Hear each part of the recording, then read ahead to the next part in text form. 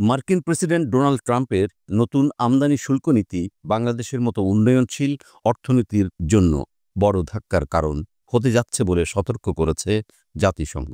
জাতিসংঘের বাণিজ্য ও উন্নয়ন সংস্থা আংটাড এর সাম্প্রতিক এক প্রতিবেদনে বলা হয়েছে, এই শুল্ক বৃদ্ধির ফলে পোশাক ও কৃষিপণ্য সহ বাংলাদেশের প্রধান রপ্তানি খাতগুলোতে বৈশ্বিক বাজারে প্রতিযোগিতায় টিকে থাকা কঠিন হয়ে পড়বে। Sparing the vulnerable, the cost of new tariff burdens শীর্ষক এই প্রতিবেদনে উল্লেখ করা হয়, ট্রাম্প প্রশাসনের শুল্ক আরোপের ফলে অনেক উন্নয়নশীল দেশের রপ্তানি ব্যয় বাড়বে, যদিও তারা যুক্তরাষ্ট্রের মোট বাণিজ্য ঘাটতির খুব সামান্য অংশের জন্য দায়ী। বাংলাদেশের ক্ষেত্রে তা মাত্র 0.3%। তবুও মার্কিন বাজারে প্রবেশে নতুন বাধা তৈরি হবে, যা রপ্তানি নির্ভর অর্থনীতিগুলোর জন্য বিশেষভাবে উদ্বেগজনক। প্রতিবেদনে আরও বলা হয়, যুক্তরাষ্ট্র যদি সার্বজনীনভাবে 10% হারে আমদানিতে শুল্ক আরোপ করে এবং আগামী জুলাই থেকে দেশভিত্তিক অতিরিক্ত শুল্ক কার্যকর করে, তবে বাংলাদেশের উপর শুল্ক হার বেড়ে 44% পর্যন্ত পৌঁছাতে পারে।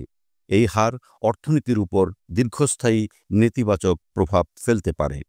জাতিসংঘের প্রতিবেদনে আন্তর্জাতিক সহযোগিতা জোরদার করার তাগিদ দিয়ে বলা হয়েছে, উন্নয়নশীল দেশগুলোর জন্য বাজারে প্রবেশের শর্ত সহজ করা, ট্যারিফ রিলিফ বা শুল্ক ছাড়ের মতো নীতিমালা গ্রহণ করাই হতে পারে এই বৈষম্য মোকাবেলার পথ।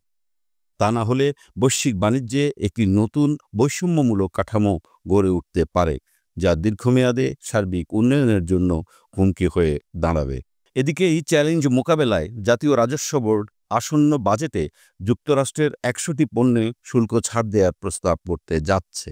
এতে করে দ্বিপক্ষীয় বাণিজ্য উন্নয়নের পাশাপাশি মার্কিন বাজারে বাংলাদেশের পণ্যের প্রবেশাধিকার সহজ হবে বলে আশা করা যাচ্ছে। বিশ্লেষকদের মতে, বর্তমান বৈশ্বিক বাণিজ্য ব্যবস্থায় দীর্ঘমেয়াদী স্থিতিশীলতা নিশ্চিত করতে হলে শুল্কভিত্তিক বৈষম্যের বিরুদ্ধে উন্নয়নশীল দেশগুলোর যৌথ কূটনৈতিক ও অর্থনৈতিক কৌশল গ্রহণ জরুরি হয়ে পড়েছে।